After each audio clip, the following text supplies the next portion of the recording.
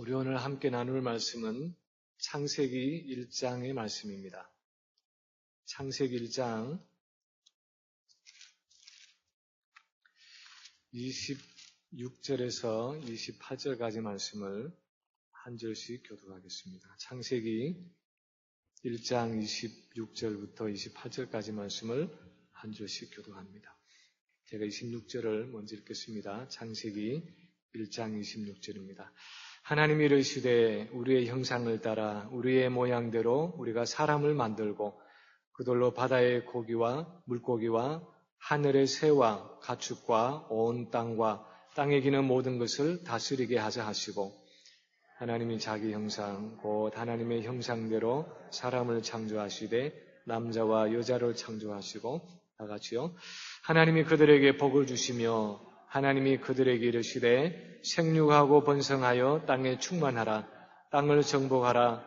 바다의 물고기와 하늘의 새와 땅에 움직이는 모든 생물을 다스리라 하시니라. 아멘.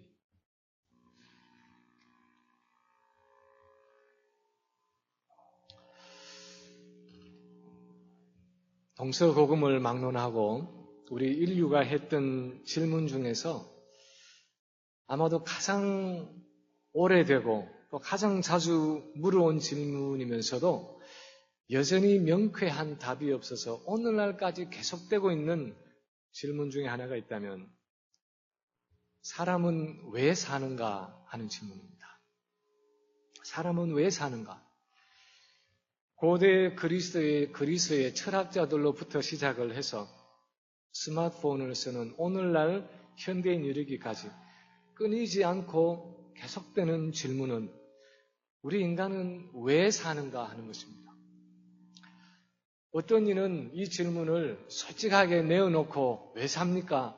그렇게 질문하기도 하고 또 어떤 이들은 답이 없을 것 같아서 아예 질문조차 하지 않고 묻어놓고 살아가기도 합니다. 어떤 청년이 공개 강좌에서 한 유명한 스님에게 이렇게 물었습니다. 사람이 즐겁게 때로는 고되게 하루하루를 살아가는 이유가 무엇입니까? 왜 사는 걸까요? 그렇게 물었더니 이 스님이 이렇게 대답했습니다. 사람이 하루하루를 사는 데는 아무 이유가 없습니다. 그냥 사는 거예요. 풀이 자라는 데 이유가 있나요? 토끼가 자라는 데 이유가 있습니까? 없잖아요. 그처럼 사람이 사는 것도 다 그냥 사는 거예요. 중간에 좀 줄이고요. 인생은 그냥 저 길 옆에 핀 한 포기 잡초와 같다고 생각하세요. 아무것도 아니에요. 그냥 길에 난 풀 한 폭이나 산에 있는 다람쥐나 여러분이나 다 똑같아요. 별거 아니에요. 근데 뜻밖에도 이 대담을 이 청년이 이 스님에게 한 그 대담을 기록에서 정리하고 있는 이분의 글을 보면 결론을 이렇게 맺고 있습니다. 질문할 때는 심각한 표정이었던 청년이 스님의 답변을 듣고 나서는 환하게 웃었습니다. 왜 사느냐고 질문한 배경에는 무언가 거룩하게 살아야 한다는 강박관념이 있었던 것입니다.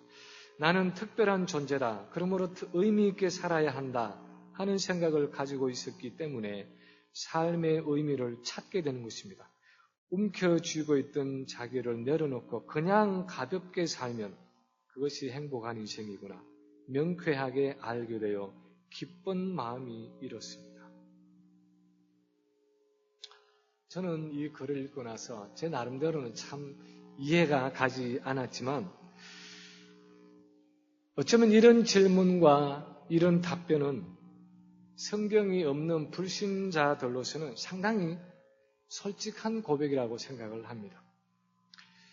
더 이상 답이 없는, 더 이상 답을 얻을 수 없는 질문을 붙들고 쓸데없이 시간을 낭비하면서 고민하기보다도 차라리 인간이 살아가는 데는 아무런 목적도 없고 이유도 없다고 단정 짓고 사는 동안만이라도 좀 부담 없이 마음 편하게 살다가 가자 하는 그런 의미일 것입니다.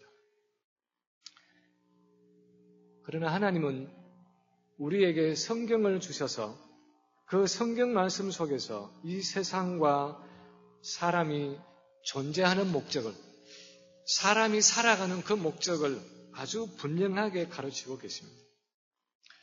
지난주일 우리 같이 나눈 그 설교 말씀을 통해서 우리는 하나님이 목적과 계획을 가지고 이 세계와 만물을 창조하시는데 그분의 영원하신 그 목적과 계획을 우리 인간이라는 존재 속에 담으셨다고 나누었습니다. 그래서 마지막 날, 6번째 날, 제일 마지막 시간에 창조의 절정과 그 모든 창조의 완성으로서 인간을 창조하셨다고 함께 말씀을 나누었습니다.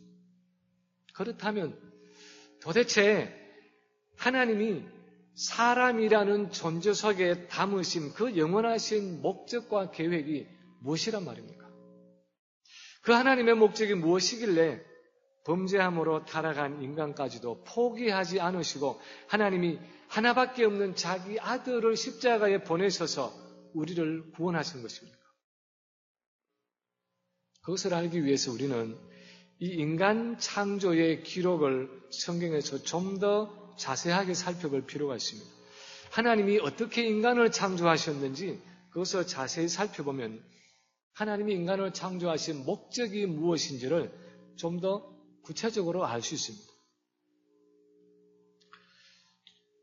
먼저 하나님이 인간을 창조하신 그 모습을 기록하고 있는 오늘 본문에서 반복적으로 강조하고 있는 그 구절을 보면 하나님이 자기 형상대로 사람을 창조하셨다는 사실입니다. 26절에 보면 하나님이 우리의 형상을 따라 우리의 모양대로 우리가 사람을 만들고 그렇게 말씀하셨고 27절도 보면은 하나님이 자기 형상 곧 하나님의 형상대로 사람을 창조하시되 라고 기록하고 있습니다. 하나님이 자기 형상대로 사람을 창조했다는 것이 무슨 뜻입니까? 하나님이 팔이 2개 있고 다리가 2개가 있고 눈이 2개가 있고 귀가 2개 있고 코가 하나, 입이 하나 그렇게 달려있는 분이어서 우리를 그렇게 팔이 2개, 다리가 2개, 무슨 귀가 2개, 눈이 2개 그런 사람으로 만드셨다는 의미입니까? 사실 우리는 흔히 그렇게 생각할 때가 많습니다. 왜냐하면 성경은 하나님이 마치 우리처럼 육신을 가진 존재인 것처럼 말할 때가 있기 때문입니다. 예를 들어서 하나님이 불꽃 같은 눈으로 우리를 보신다거나 심령을 감찰하신다거나 아니면 하나님의 입에서 나오는 말씀이라든가 아니면 하나님이 권능의 오른손으로 우리를 붙드신다. 오른손 그렇게 말하고 그런 여러 가지 표현을 보면서 우리는 나도 모르게 하나님이 우리와 같이 육체를 가진 분이라고 생각할 때가 많습니다. 그런데 사실 자세히 성경을 살펴보면 하나님은 육체가 없는 분입니다. 하나님은 영이시라고 성경이 말씀하고 있습니다. 예를 들어서 요한복음 4장 24절에서 예수님이 수가성을 지나가다가 만난 그 한 사마리아 여인에게 말씀하실 때 하나님은 영이시니 예배하는 자가 신령과 진정으로 예배할지니라 그렇게 말씀하셨습니다. 하나님은 영이시니 할 때 이 영이라는 것은 물질이 아니라는 말입니다. 그래서 모양도 없고 형체도 없다는 말입니다. 영원하고 순수한 영으로 존재하시기 때문에 하나님은 시간과 공간을 초월하시는 분이라는 의미입니다. 물론 성경에는 영이신 하나님의 내면적인 성품, 내면적인 속성을 표현하기 위해서 우리 사람들이 가지고 있는 신체의 기능을 비유적으로 사용한 표현들이 있습니다. 방금 말씀드린 하나님의 불꽃 같은 눈이라든가 하나님의 의로운 오른손이라든가 하나님이 우리의 기도에 귀를 기울이신다거나 아니면 우리가 제사를 드릴 때 이스라엘 백성들이 제사를 드릴 때 하나님이 흠향하신다거나 하는 그런 표현들이 있습니다. 그러나 그것은 어디까지나 영이신 하나님이 하시는 일들, 영이신 하나님이 하시는 일들을 우리가 쉽게 이해할 수 있도록 육체의 기능을 사용해서 비유적으로 표현했을 뿐이지 실제적으로 하나님이 우리와 같은 육체를 가진 분이 아니라는 것을 우리가 성경을 읽어보면 알 수 있습니다. 만약 그렇다면 인간이 하나님의 형상으로 지음받았다. 또 하나님이 우리의 형상을 따라 우리의 모양대로 사람을 만들자 하고 말씀하신 의미가 도대체 무엇입니까?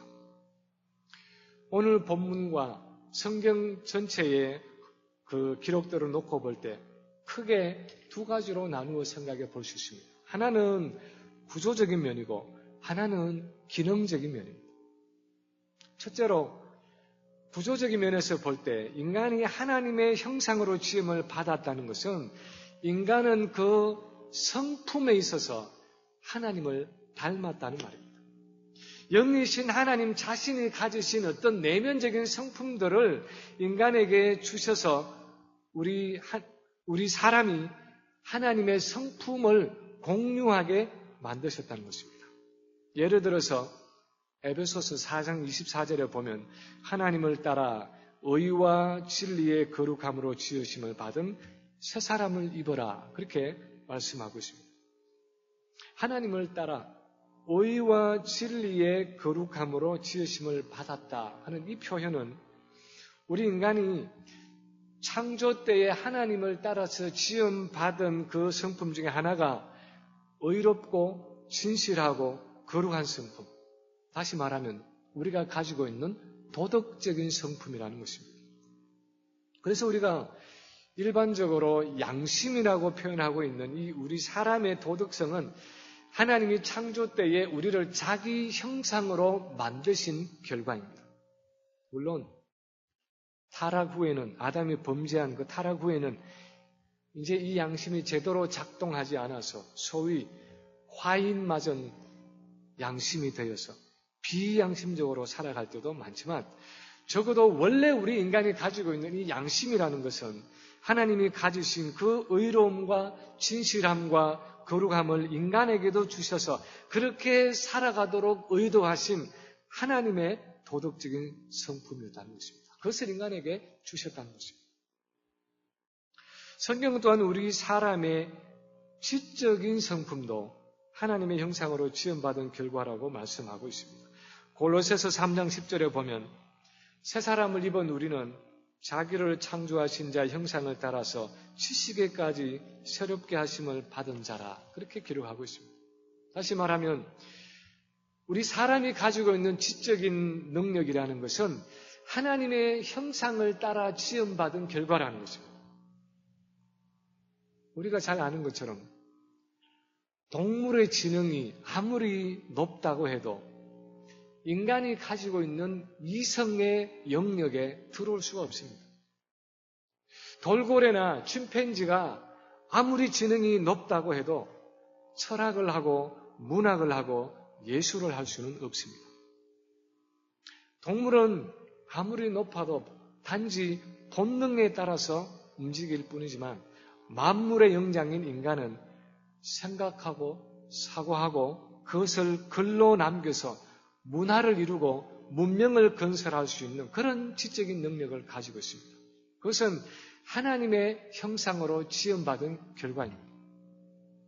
그래서 사람이 하나님의 형상으로 지음을 받았다 하는 것은 우리 인간은 구조적으로 하나님처럼 도덕적인 성품과 지적인 능력을 가지고 지음받았다는 것입니다.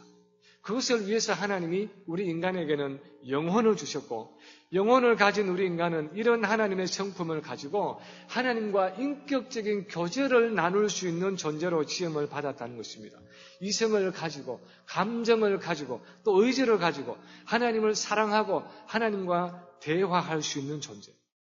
그래서 하나님과 사랑의 교제를 나눌 수 있는 유일한 존재로 우리 사람을 지으셨다는 것입니다.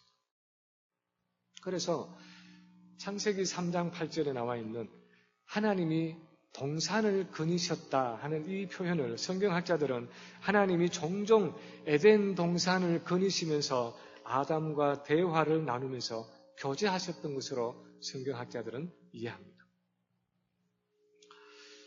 최근에 이 화요일과 금요일 저녁에 하고 있는 이 하나님을 경험하는 삶이라는 그 교재에 살펴보면 이 저자인 블랙가비 목사님이 우리 그리스도인들에게 강하게 도전하고 있는 것 중에 하나는 하나님이 우리 인간을 창조하신 목적은 우리와 사랑의 교제를 나누기 위해서라는 것입니다. 그것을 돌려서 말하면 우리 인간의 하나님께 지음을 받은 우리 인간의 가장 궁극적인 목적은 하나님과 그 사랑의 교제를 나누는 것이라는 말입니다. 마음을 다하고 성품을 다하고 힘을 다하고 목숨을 다하여 주 너의 하나님을 사랑하라. 그렇게 신명기에 말씀하셨고 예수님도 그렇게 많은 세월이 지난 후에도 이것이 가장 크고 중요한 계명이다. 그렇게 말씀하신 것처럼 그렇게 하나님과 사랑의 교제를 나누는 것이 인간이 가지고 있는 가장 궁극적인 존재의 목적이라는 것입니다. 그래서 인간이 범죄함으로 잃어버린 것이 바로 그렇게 그 전에 가지고 있던 하나님과의 사랑의 교제였고 그 사랑의 교제를 잃어버렸기 때문에 하나님은 자기 아들 예수 그리스도를 보내셔서 그 교제를 다시 회복해 주셨다는 것입니다. 그래서 우리가 얻은 구원이라는 것은 저와 여러분이 가지고 있는 이 구원이라는 것은 그 어떤 것보다도 그 하나님과의 사랑의 교제가 회복되어가는 과정이고 우리가 천국에 들어갈 때 얻는 것 중에서 가장 귀한 것은 다른 모든 것은 다 부수적이지만 가장 본질적인 것은 그 하나님과의 사랑의 교제가 회복되어지는 것, 완성되어지는 것이라는 것입니다. 이런 하나님과의 교제를 위해서 하나님은 우리 사람을 많은 피조물 가운데서도 자기 형상대로 자기의 모양을 따라서 자기의 닮은 꼴로 그렇게 창조하셨다는 것입니다. 두 번째로 우리가 살펴보아야 할 것은 하나님의 형상의 기능적인 면입니다. 기능적인 면에서 하나님과 사람의 닮은 꼴이 무엇이냐 하는 것입니다. 오늘 본문에 따르면 하나님이 우리 인간을 하나님의 형상으로 하나님의 성품을 소유한 존재로 지으셔서 하나님과 교제하게 하신 목적은 하나님이 만드신 온 피조물을 다스리기 위함이다. 그렇게 기록하고 있습니다. 오늘 본문에서 가장 많이 반복되는 표현 중에 하나가 다스린다는 표현입니다. 1장 26절에 보면 하나님이 이르시되 우리의 형상을 따라 우리의 모양대로 우리가 사람을 만들고 그로 바다의 물고기와 하늘의 새와 가축과 온 땅과 땅에 기는 모든 것을 다스리게 하자 하시고 28절도 보면은 하나님이 그들에게 복을 주시며 하나님이 그들에게 이르시되 생육하고 번성하여 땅에 충만하라 땅을 정복하라 바다의 물고기와 하늘의 새와 땅에 움직이는 모든 생물을 다스리라 하시니라. 이렇게 기록하고 있습니다. 시편 8편 4절 이하에 보면 이렇게 기록하고 있습니다. 사람이 무엇이기에 주께서 그를 생각하시며 인자가 무엇이기에 주께서 저를 돌보시나이까. 그를 하나님보다 조금 못하게 하시고 영화와 존귀로 관을 씌우셨나이다. 주의 손으로 만드신 것을 다스리게 하시고 만물을 그의 발 아래 두셨으니 라고 기록하고 있습니다. 다시 말해서 하나님이 우리 사람을 자기 형상대로 창조하셨다는 것은 온 우주와 만물을 다스리시는 왕이신 하나님의 대리왕으로 우리 인간을 창조하셨다는 의미입니다. 하나님의 그 왕권을 아담과 하와에게 주셔서 하나님을 대신해서 온 피조물을 다스리게 하셨다는 것입니다. 우리가 역사를 보면, 고대사를 보면 예전에는 아주 거대한 영토, 한 사람이 다스릴 수 없는 어마어마한 영토를 가진 그런 황제가 각 나라에 자기의 위엄과 영광과 그 자기가 가지고 있는 자비함과 긍휼을 나타낼 수 있는 훌륭한 사람을 보내어서 그 나라를 다스리는 왕으로 세운 그런 역사적인 기록들을 볼 수 있습니다. 그래서 자기를 대신해서 그 백성들에게 황제의 덕을 기리고 나타내고 그렇게 나라를 다스리도록 했습니다.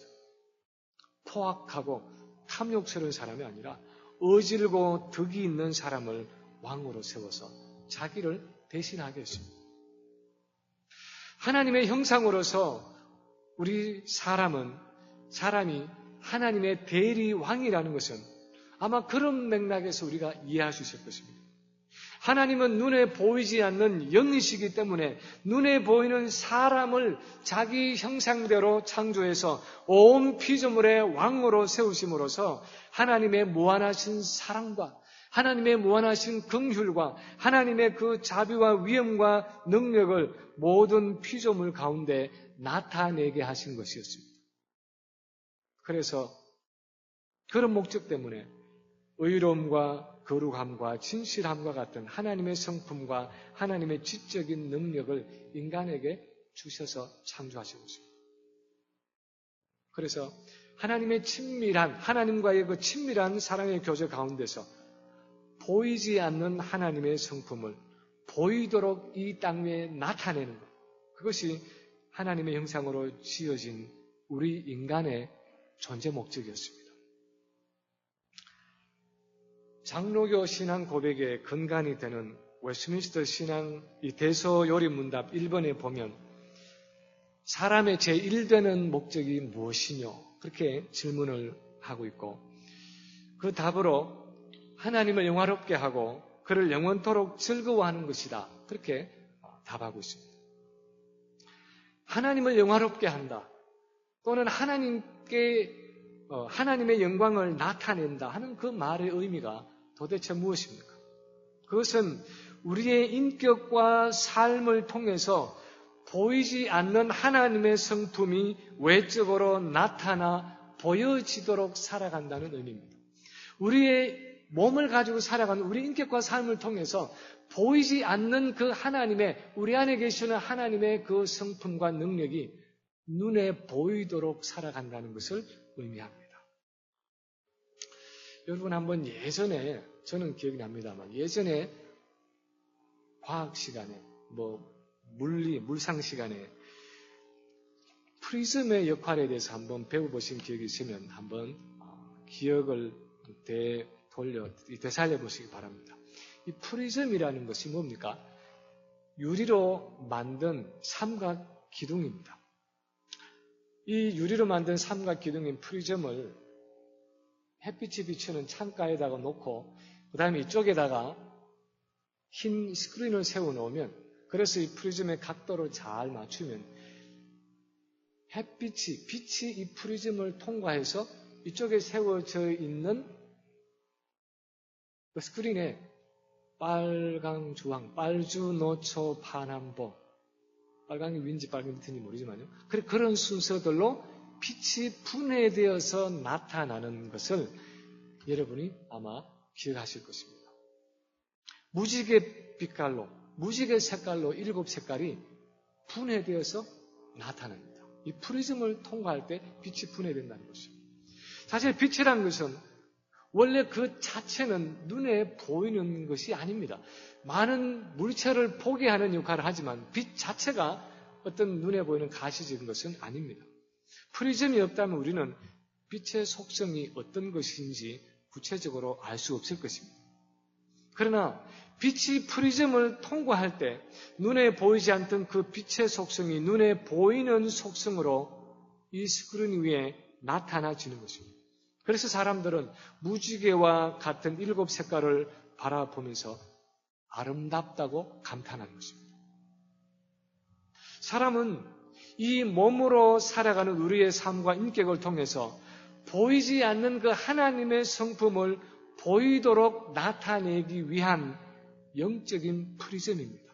그것을 오늘 본문에서 인간은 하나님의 형상이다 그렇게 표현하고 있는 것입니다. 이렇게 하나님의 영광을 나타내는 것, 우리를 통해서 하나님의 영이신 그 하나님의 성품을 나타내 보이는 것, 그것이 하나님이 우리 인간을 창조하신 목적이었습니다.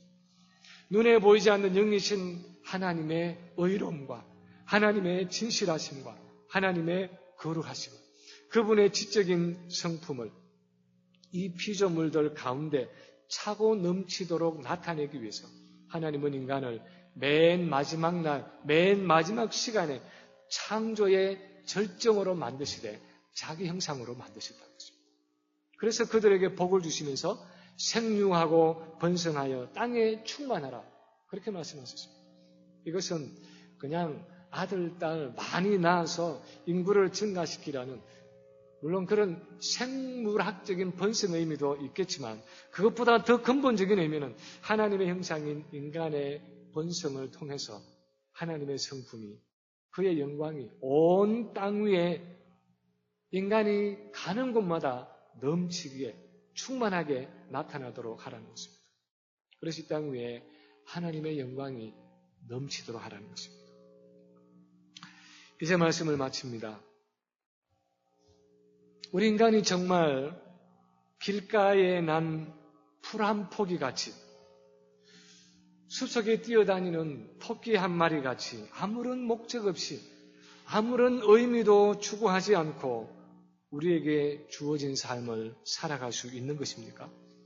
우리가 과연 그런 존재입니까? 성경은 하나님은 우리에게 영원을 사모하는 마음을 주셨다. 그렇게 기록하고 있습니다. 우리가 인생의 목적을 논하고 의미를 추구하는 것은 우리가 하나님의 목적과 계획을 담고 있는 하나님의 창조의 걸작품이기 때문입니다. 그런 우리는 무엇을 위해서 이 땅을 살아가고 있습니까? 우리는 왜 살아가는 것입니까? 무엇이 우리의 삶의 목적입니까? 이 세상에서 하나님의 형상으로 살아가는 것입니다. 이 땅 위에서 하나님의 프리즘이 되는 것입니다. 보이지 않는 그 하나님의 성품과 능력을 우리 매일의 삶을 통해서 눈에 보이도록 이 땅 가운데 구체적으로 표현하며 나타내는 것이 우리 인간 존재의 목적입니다. 내가 매일 하는 생각과 내가 하는 말들과 내가 하는 모든 행동을 통해서 하나님의 의롭고 진실하고 거룩하신 성품이 나타나지고 사랑이신 하나님의 성품이 눈에 보이도록 살아가는 그것이 우리의 삶의 목적입니다. 그것을 위해서 하나님은 우리를 자기 형상으로 지으셨다고 오늘 본문이 말씀하고 있는 것입니다. 지금은 대학을 다 졸업하고 이제 캘리포니아에서 직장 생활을 하고 있지만 한 10여 년 전에 제 아내가 많이 아프기 시작했을 때에 제 집 큰아이가 7학년이었습니다. 이제 막 이 사춘기를 시작하는 그때에 집사람이 아프면서 다른 동네로 이사를 했습니다. 그래서 학교도 달라지고 교회도 달라지고 여러 가지가 많이 달라졌는데 엄마는 아파서 누웠고 아빠는 교회 일과 집안 일들로 정신이 없어서 아이들에게 신경을 써주지를 못하고 있었습니다. 그래서 아이가 막 힘들어하면서 이제 사춘기에 방황을 하고 있었는데 그때 어느 친구 목사님의 이 부인이 제 아이를 데려다가 밥도 먹이고 상담도 하고 이야기도 하고 위로도 하고 격려도 하면서 그렇게 이 사춘기에 방황하는 아이의 마음을 만져주고 그렇게 많이 위로를 해주었습니다. 그러기를 몇 개월 하면서 이 아이가 이제 훨씬 더 안정된 생활을 하게 되었는데 어느 날 이 아이가 제게 와서 이 목사님 사모님에 대한 이야기를 했는데 이렇게 이야기를 했습니다. She is my life. The day she dies will be the day I die. 무슨 말인지 아시겠죠? 아빠, 저 사모님은 내 생명이에요. 저 사모님이 죽는 날이 내가 죽는 날이 될 거예요. 그렇게 얘기를 하는 것입니다. 그 말이 제게 너무 충격적이고 너무 신기하기도 하고 또 한편 감사하기도 하고 그래서 그 아이에게 물어보았습니다. 야, 그래. 근데 그 사모님에게 뭐가 그렇게 특별하니? 그렇게 물었더니 그때 아이가 한 말이 있었는데 저는 그때 그 아이가 한 말을 평생 잊을 수가 없습니다. 제가 이전에 그 표현을 쓴 적도 없고 누가 그렇게 가르쳐 준 적도 없는 것 같은데 그 아이가 이렇게 대답했습니다. I think I see God's love in her. I think I see God's love in her.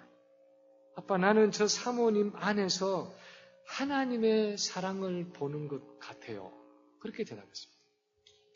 만약에 그냥 아빠, 저 사모님이 나를 많이 사랑해요. 사모님에게서 참 많은 사랑을 볼 수 있어요. 그렇게 대답했다면 어쩌면 제가 그냥 지나쳐 갔을는지도 모릅니다. 그런데 아주 구체적으로 아빠, 나는 저 사모님에게서 하나님의 사랑을 보아요. 그렇게 말할 때 뭔가 제 머리를 치는 것이 있었습니다. 왜냐하면 그때가 바로 제가 이 하나님의 형상으로 사람이 지음을 받았다는 것이 무슨 뜻인가 하는 것을 묵상하고 있을 때였기 때문입니다. 우리 인간이 하나님의 형상이라는 것은 바로 우리가 가진 이 몸을 가진 삶을 통해서 하나님의 거룩하고 어려우신 성품과 하나님의 사랑을 나타내는 것이라고 그렇게 묵상하고 있는데 이 아이가 그 사모님의 말과 행동을 통해서 그 삶을 통해서 자기가 하나님의 사랑을 본다. 그렇게 고백했을 때 바로 이거구나. 이것이 바로 하나님의 형상으로 우리가 지음을 받았다는 것이고 이것이 하나님의 영광을 나타낸다는 말의 의미구나. 그렇게 이해를 할 수 있었습니다. 그때 저는 우리 인간이 하나님의 형상이라는 그 말의 의미와 우리가 하나님의 영광을 나타낸다는 말의 의미를 처음으로 아주 구체적이고 분명하게 깨달을 수가 있었습니다. 여러분은 지금 여러분의 삶을 통해서 주변에 있는 사람들에게 하나님의 모습을 나타내고 있습니까? 내 주변에 있는 내 자녀들, 내 아내, 내 남편, 내 가족들, 내 친지들, 내 이웃에 있는 사람들에게 하나님의 성품을, 하나님의 사랑을 나타내고 있습니까? 하나님의 영광을 나타내는 삶을 살아가고 있습니까? 사람들이 나를 볼 때, 사람들이 우리를 볼 때에 우리의 말과 우리 행동을 볼 때에 하나님의 의로우심과 하나님의 거룩하심과 하나님의 진실하심과 그분의 능력을 보고 있습니까? 우리의 삶을 볼 때 하나님의 사랑이 저런 것이구나 그렇게 깨닫고 있습니까? 예수님은 그런 면에서 하나님의 완벽한 형상이었습니다. 하나님의 사랑과 그분의 의롭고 거룩하고 진실하심을 완벽하게 나타내는 온전한 하나님의 형상이었습니다. 그래서 하나님을 우리에게 보여달라는 그 빌립의 질문에 대해서 너희가 어찌해서 하나님을 보여달라 하느냐? 나를 본 자는 곧 아버지를 보았느니라. 그렇게 대답하셨습니다. 이 예수님이 제자들에게 말씀하시기를 이같이 너희 빛을 사람 앞에 비추게 하여 그들로 너희 착한 행실을 보고 하늘에 계신 너희 아버지께 영광을 돌리게 하라. 그렇게 말씀하셨습니다. 우리가 어떻게 그런 삶을 살아갈 수 있습니까? 어떻게 하면 우리가 나를 통해서 나의 생각과 나의 말과 나의 행동과 내 삶을 통해서 내 인격을 통해서 주변 사람들이 하나님을 보는 그런 삶을 살아갈 수 있습니까? 예수님이 이 지상에 살아가실 때 그렇게 하셨던 것처럼 매일 매순간 하나님과 깊이 교제하는 삶을 살아가는 것입니다. 그 길밖에 없습니다. 우리가 하나님의 형상이라는 사실을 기억하고 우리가 하나님의 프리즘이라는 사실을 기억하고 매일 매순간을 그분의 임재와 그분의 능력 가운데 살아가려고 발부둥치는 것입니다. 그분의 임재와 능력이 내 안에 머물게 하는 것입니다. 그때 우리가 자연스럽게 우리의 삶과 인격을 통해서 보이지 않는 그 하나님의 성품을 보이도록 나타내며 살아가게 될 것입니다. 내 주변에 하나님의 영광의 빛이 나타나지는 삶을 살아갈 수 있을 것입니다. 그것을 갈라디아 5장에서 바울은 성령의 열매라 그렇게 부르고 있습니다.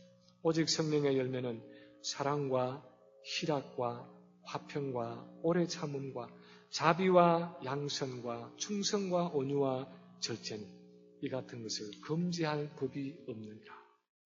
성령 하나님과 가깝고 친밀하게 그렇게 교제하며 살아갈 때 내 안에 계시는 그분의 성품이 나를 통해서 이렇게 나타나시는 것을 막을 길이 없다는 것입니다.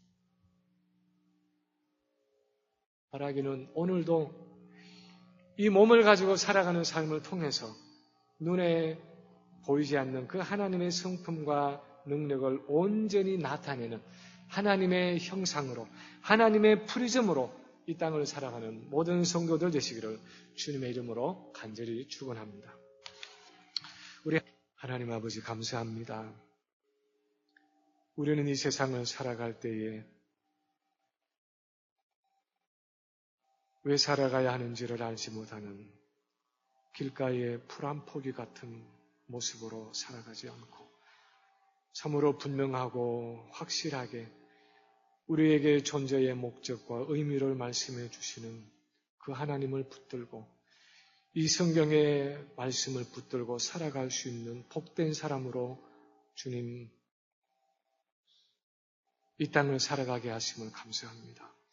아버지 하나님, 우리를 하나님의 형상으로 지으셔서 하나님의 모양으로 지으셔서 이 세상 가운데 두시고 우리의 말과 우리의 행동과 우리의 모든 삶을 통해서 하나님의 거룩하심과 하나님의 의로우심과 하나님의 사랑과 하나님의 인내와 하나님의 온유하심과 하나님의 그 모든 좋은 것들을 나타내는 아버지 이 귀한 특권을 저희들에게 허락해 주심을 감사합니다.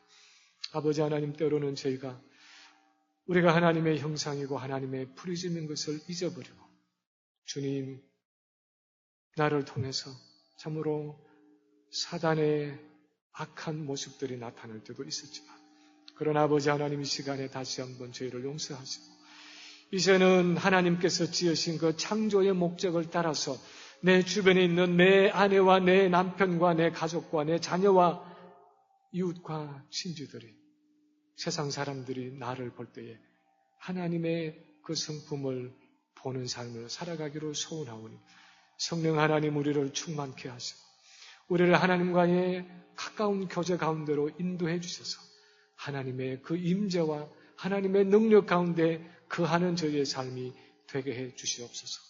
그것이 어둡고 패역한 세대 가운데 우리를 통해서 참으로 하나님이 나타나지고 하나님의 영광이 나타나지고 하나님의 선하심이 나타나지는 복된 삶을 살아가는 저희 모두가 되게 해 주시옵소서. 감사를 드리며 예수님 이름으로 간절히 기도하옵나이다. 아멘.